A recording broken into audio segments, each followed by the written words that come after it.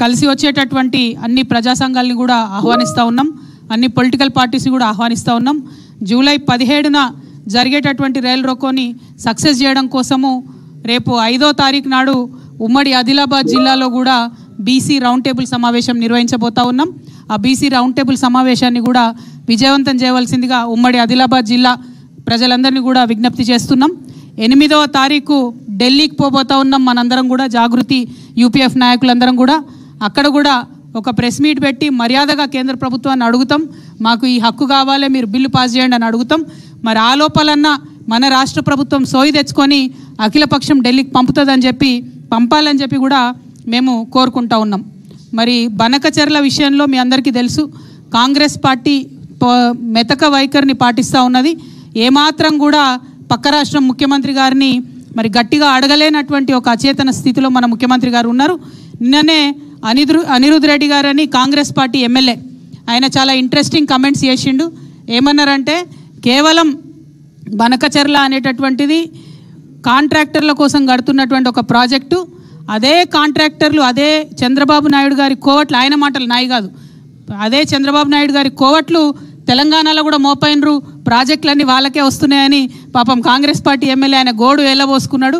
మరి అది వినన్నా గౌరవ ముఖ్యమంత్రి గారు తక్షణమే బనకచెర్ల మీద పోరాటం చేయాలని కూడా మేము డిమాండ్ చేస్తున్నాం. మేము ఇదివరకే చెప్పినట్టు తెలంగాణ జాగృతి నుండి ఖచ్చితంగా న్యాయ పోరాటం కూడా అవసరమైతే బనకచెర్లను ఆపడానికి చేస్తామని సందర్భంగా తెలియజేస్తాం.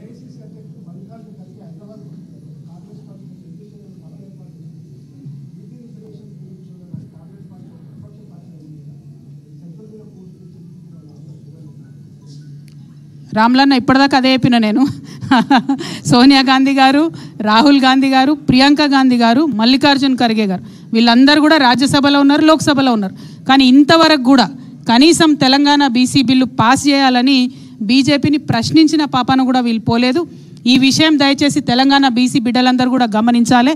ముఖ్యంగా కాంగ్రెస్ పార్టీలో ఉన్న బీసీ నాయకులను నేను రిక్వెస్ట్ చేస్తూ ఉన్నాను, మీరు ఫోర్స్ తీసుకురండి మీ ముఖ్యమంత్రి గారి మీద, ఢిల్లీకి అఖిలపక్షం తీసుకుపోమని అడగండి. ఇప్పుడు ఒక మంచి వాతావరణం ఉన్నది మన దగ్గర. ఇప్పుడు 50% అనేటటువంటి క్యాప్ కూడా పోయి మన రాష్ట్రంలోనే 50% కన్నా ఎక్కువ రిజర్వేషన్లు ఇస్తున్నటువంటి పరిస్థితి ఉన్నది. అన్ని రకాలుగా కూడా కులగణన జరిగిపోయి సిద్ధంగా ఉన్నది. బీసీ రిజర్వేషన్లు ఇవ్వడానికి మంచి వాతావరణం ఉన్నది. ఈ అవకాశాన్ని వదిలిపెట్టకండి.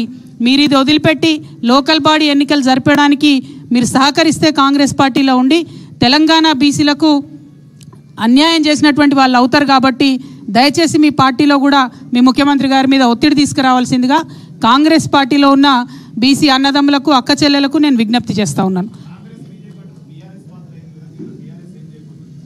బీఆర్ఎస్ బరాబర్ కోఆపరేట్ చేస్తుంది కదా, నేనే బీఆర్ఎస్ కదా, మీరు భలే ఉన్నారు. Thank you. జై తెలంగాణ.